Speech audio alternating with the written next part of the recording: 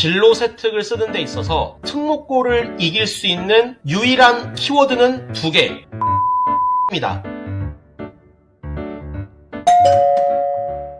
네, 안녕하세요. 고재쌤입니다. 오늘은요, 선생님이 질문을 좀 주셨는데요. 한번 읽어보도록 할게요. 안녕하세요. 저는 강원도에 있는 일반고 고등학교에서 근무 중인 교사입니다. 담임교사로서 자율활동과 진로활동 특기사항 입력에 대해 고민이 있는데요. 특히 진로활동 특기사항 700자를 어떻게 적어야 할지 고민입니다. 교육계획서나 내부기한한 행사는 넘치지만 요즘 트렌드인 탐구 주제를 녹여낸 기록을 어떻게 해야 할까 고민입니다. 라고 보내주셨는데요. 생기부 기재 내용이 완전 대폭 축소됐잖아요. 거꾸로 굉장히 각광받는 분야가 있어요. 하나는 교과 세특, 그 다음에 독서, 그 다음에 진로활동. 진로활동 내용이 제가 생각하기에는 하나의 블루오션이 될 수 있다고 저는 보고요. 그러나 이런 속담이 있어요. 뱁새가 황새 쫓아가다가 가랑이 찢어진다라는 속담이 있잖아요. 저희가요, 일반고임에도 불구하고 특목고를 이길 수 있는 방법은 특목고를 따라하는 것보다 특목고와는 차별된 무엇을 하는 게 전략이라고 저는 생각을 해요. 그렇기 때문에 그 전략의 어떤 큰 방향성을 하나 말씀드릴 건데요. 그거를 한번 보도록 하겠습니다. 네, 일단요, 진로 세특에 쓸 수 있는 그 요소들을 좀 갖고 와봤는데요. 출처는 생기부 매뉴얼입니다. 이 5가지 중에요, 제가 좀 강력하게 말씀드리고 싶은 게 뭐냐면 세 번째예요. 담임 선생님들이 특히 학생과 진로 상담을 한 모든 내용들을 다 기록할 수 있거든요. 그렇기 때문에 학생들과 상담을 많이 하면 많이 할수록 세특의 내용이 굉장히 좋아질 거라고 저는 봐요. 상담을 통해서 학생이 어떤 걸로 수행했는지를 알 수 있거든요. 정말 최고의 방법은요, 면담을 하는 거죠. 저는 그래서요, 이것을 진로 인터뷰라고 합니다. 실제로요, 진로 인터뷰라는 말을 저는 생기부에 넣습니다. 그리고 그 인터뷰의 과정을 이제 제가 보여드릴 건데요. 어떻게 이루어지는지 한번 보겠습니다. 첫 번째 진로 인터뷰 시간에는요, 제일 중요한 시간인데요. 기본적으로 이 학생이 어떤 진로를 가지고 있고 어떤 쪽을 진학을 하려고 하는지, 그리고 이 학생은 어떤 특성을 가지고 있는지, 이런 것들은 기본적으로 파악을 해야 되잖아요. 그런데 저는 이것보다 더 중요한 걸 파악을 하려고 해요. 내가 이 진로를 도대체 왜 하려고 하는지를 굉장히 진지하게 생각을 해보고요. 기본적으로 저는 이런 학생들은요, 학생부 종합전형에 어울리지 않는다고 생각을 해요. 내가 가려고 하는 길에 대한 뚜렷한 철학이 없이 합격하기 위해서, 대학 가기 위해서, 돈 벌기 위해서라는 건 저는 인정 안 하거든요. 그러니까 내가 이과를 가려고 하는 아주 뚜렷한 철학이 만약에 없잖아요. 그러면은 저는 기록을 안 해준다라는 거죠. 진로 인터뷰를 통해서 내가 어떤 사람이 되고 싶은가에 대한 구체적인 철학을 파악합니다.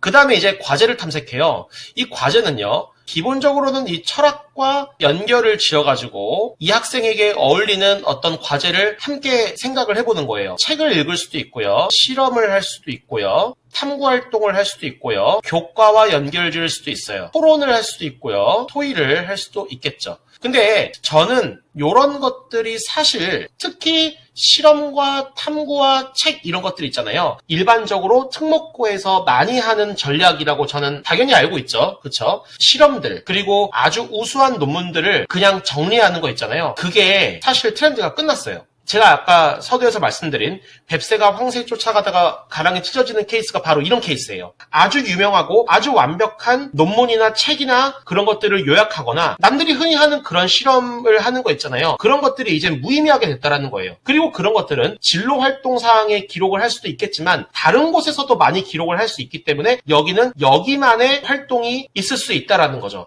그런 것에 대한 아이디어가 굉장히 중요하다고 생각하고요. 저희 교사들이 앞으로 연구해봐야 할 시점이라고 생각이 듭니다. 제가 이제 이 사례를 좀 이따가 보여드리도록 하겠습니다. 세 번째는요, 학생의 노력을 독려하는 과정이에요. 너 잘하고 있다, 이런 식으로 학생에게 힘을 주면서 또 제어를 해주시면 되겠습니다. 네 번째는 진로 인터뷰를 한 번 더 하는데요, 이때는 이제 당연히 결과를 봐요. 특히 저는요, 이런 활동을 한 학생의 어떤 소감이나 깨달은 점 이런 것들을 보고요, 학생이 이런 활동들을 되게 무의미하게 생각하거나 지나치게 억지로 하는 내용을 얘기하잖아요. 그럼 그런 거는 전 또 기록 안 해줘요. 학생이 진짜 진정으로 이 활동을 즐기고 있다라는 어떤 지점에 이르렀을 때 저는 그것을 이제 최대한 기록하려고 노력을 하고 있습니다.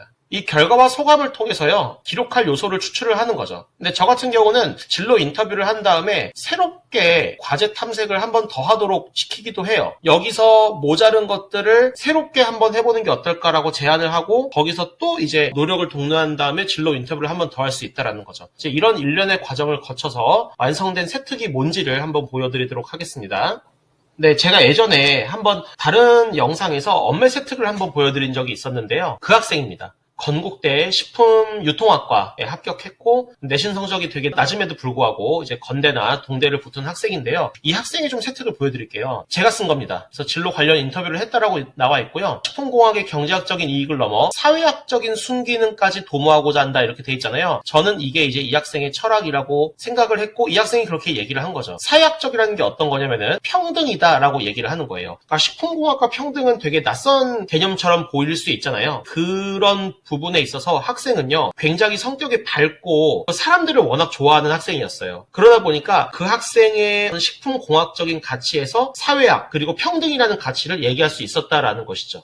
밝은 성격과 진취적인 자세를 보이며 함께 성장하는 것이 제일 중요한 것이다 라고 얘기를 했다는 겁니다. 여기까지가 철학이죠. 이런 철학의 내용을 기록할 수 있다라는 것입니다. 오늘 제가 여러분들한테 말씀드리고자 하는 완전 핵심 키포인트는 사실 지금부터예요. 아까 철학을 얘기했잖아요. 이 철학과 관련이 있는 활동을 좀 얘기를 해야겠죠. 딴 얘기일 수도 있겠지만 저는 이 철학과 관련된 활동을요 동아리에 넣었어요. 되게 좋은 활동이 하나 있었거든요. 나중에 소개를 좀 해드리겠지만 제가 이 학생의 동아리도 담당을 했기 때문에 이런 철학을 동아리에 넣는 게 어떨까라고 저는 제안을 했고 학생이 그런 컨셉에 맞춰가지고 이제 활동들을 했었습니다. 여기서는 무리하게 사회학적인 기능과 엮어서 묶지는 않았어요. 그러면 저는 뭐를 드러내려고 했느냐? 여기 이거 있죠. 자신의 삶에서 진로 찾기 시간이라는 게 있었어요. 이거는 이제 진로활동 누가 기록에 들어가 있는 겁니다. 자신의 삶에서 진로를 찾아야지 유명하고 완벽하고 위대한 바이블에서 찾으면 안 된다는 거예요. 저는 여기에 초점을 맞췄습니다. 그래서 뭘 했냐면요. 학교 급식표를 분석해보는 게 어떨까라고 제안을 했던 거예요. 왜냐면은 학교 급식표는요. 이 학생의 학교 활동 중에서 가장 식품 영양이나 식품 공학과 맞닿아 있는 거잖아요. 저희가 그거를 놓치면 안 된다는 거죠. 아무리 좋은 논문을 읽는 것보다 내 삶과 맞닿아 있는 활동들에서 식품 영양이나 공학적인 실마리를 발견하지 못하면은 그게 땡이라는 거예요. 저는 오히려 거꾸로 바닥에서부터 시작하자라는 마음으로 이런 활동을 제안을 했던 겁니다. 그래서 학생이요 똘똘하게도 영양 선생님하고 면담까지 했어요. 굉장히 노력한 과정이 보이죠. 그래서 식품의 저장, 유통, 관리, 조리, 영양 등에 대한 관련된 정보를 습득했다 이렇게 얘기를 했었습니다. 이렇게 정리한 내용을요 저는 역시 이거를 어떻게 알았냐면은 진로 인터뷰를 통해서 알게 된 거예요. 뒤에 했던 진로 인터뷰를 통해서 알게 돼서 적어야겠다라고 기획을 했고요. 그런데 이런 생각이 드는 거예요. 이 학생은 청소년의 급식에 대한 특수한 내용을 좀 알고 싶었어요. 식품공학 쪽이니까. 청소년 단체 급식이라고 하는 특수한 상황에서 거기와 결부되는 공학적인 기술은 뭐가 있을까라는 거를 원래 궁금했던 건데 영양 선생님하고의 면담을 통해서는 정확한 답을 알기 어려웠다는 거죠. 진로 인터뷰를 하면서 이거는 공학이기 때문에 교사보다는 오히려 기업체에 전화해보는 게 어떨까라고 얘기를 한 거예요. 여러분 여기서 오해하면 안 되는 게요. 절대 그 기관의 이름을 밝히면 안 돼요. 그렇죠. 그거는 위반 사항이에요. 그러나 이런 공학적 설계에 호기심을 가져서 기관에 전화했다는 내용은 적을 수 있는 거죠. 왜냐면 이 학생이 실제로 했기 때문에. 아시겠죠? 그러니까 이런 활동들이 유명한 논문을 요약하는 거하고는 차원이 다른 거예요. 남들이 맨날 하는 DNA 형질 전환 실험 이런 걸 하는 거하고는 사실 결이 좀 다를 수 있다라는 것이죠. 그런 것들이 제가 봤을 때 특목고를 이길 수 있는 방법 중에 하나다. 이렇게 볼 수 있겠습니다.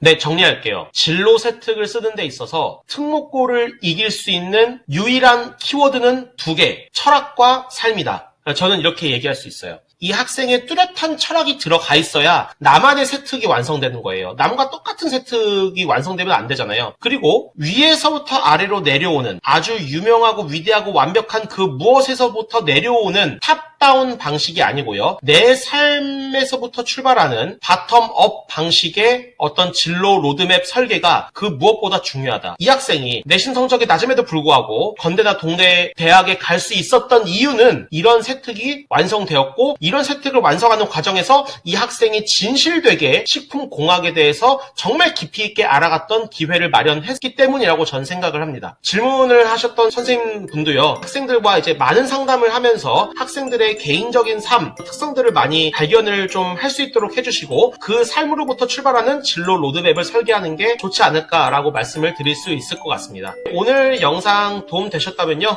구독과 좋아요, 댓글 눌러주시고요. 저는 다음 영상에서 만나보도록 하겠습니다. 감사합니다.